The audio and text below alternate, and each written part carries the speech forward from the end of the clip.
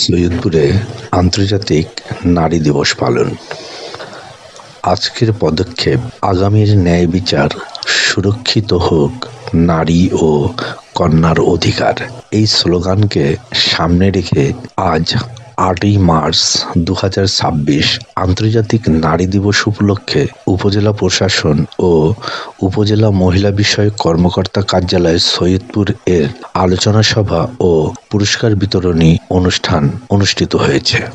রোববার সকাল ১১টায় উপজেলা পরিষদ সভাকক্ষে অনুষ্ঠানের জনাব মোহাম্মদ সাব্বির হোসাইন সহকারী কমিশনার ভূমি এর সভাপতিত্বে আলোচনা সভায় স্বাগত বক্তব্য রাখেন জনাব নুরুন নাহার শাহজাদী, উপজেলা মহিলা বিষয়ক কর্মকর্তা সৈয়দপুর।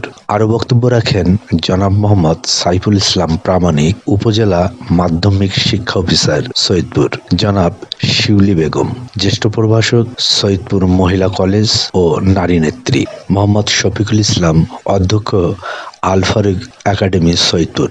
অনুষ্ঠানটি সঞ্চালন করেন জনাব হুসাইন মোহাম্মদ আনোয়ার, উপজেলা মাধ্যমিক একাডেমিক সুপারভাইজার সৈয়দপুর। অনুষ্ঠানে কিশোর কিশোরী ক্লাবের কুইজ প্রতিযোগিতায় উত্তীর্ণ শিক্ষার্থীদের হাতে পুরস্কার তুলে দেন অনুষ্ঠানের অতিথিবৃন্দ। বাবার ওখানে বসে থাকি ডিউটি, আমার মেয়েটা আগে ভালো খাবে। বাজারে গেলে আমাদের মনে পড়ে আমার সুন্দর জামাটা মেয়েদের জন্য নিতে হবে। বাজারে ঢুকতে ছেলেদের তো জামাই নেই, সব বাজারগুলো পণ্যগুলো মানে মেয়েদের জন্যই তৈরি করা। যারা আমাদের মহিলা বিষয় অধিদপ্তর থেকে প্রশিক্ষণ গ্রহণ করছে, আমি আশা করব যে প্রশিক্ষণ গ্রহণ করে শুধু ঘরে বসে থাকবেন না, আপনারা এটাকে আপনাদের পারিবারিক জীবনে কাজে লাগাবেন।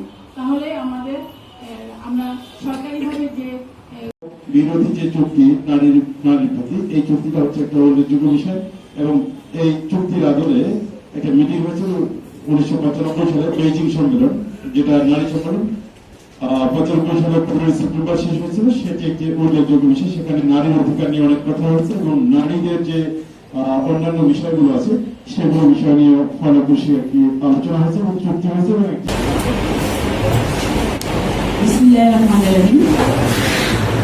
আজকে নারী দিবস উপলক্ষে আয়োজিত অনুষ্ঠানে উপস্থিত সম্মানিত সভাপতি, যে আমি আলফার একাডেমিতে চাকরি করি, সেখানকার প্রধান শিক্ষক।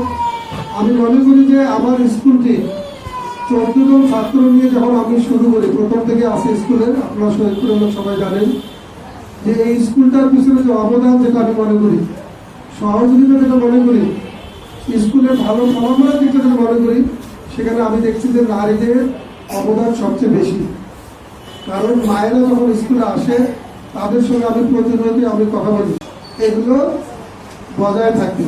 আমরা সবাই মিলে যেন একটা আমাদের এই প্রিয় বাংলাদেশকে আমরা সবাই মিলে যেন নারী পুরুষ সবাই মিলে যেন আমরা গড়তে পারি, সেই দিকে যেন আমরা সবাই নিজ নিজ ভূমিকাগুলো রাখতে পারি।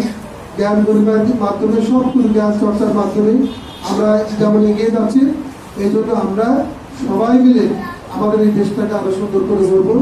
সবার সহযোগিতা প্রয়োজন আছে। আল্লাহ যেন আমাদেরকে সবাইকে সুস্থ সুন্দরভাবে আগামী দিনে চলার কোনো তৌফিক দান করে। আমি চেয়েছি যে আমি ডাক্তার হব, তাই সেভাবে কিন্তু আমি পরিশ্রম করেছি। সঙ্গে আমার বাবা মার কিন্তু সাপোর্ট ছিল। ছায়াপদের সাথেই থাকুন।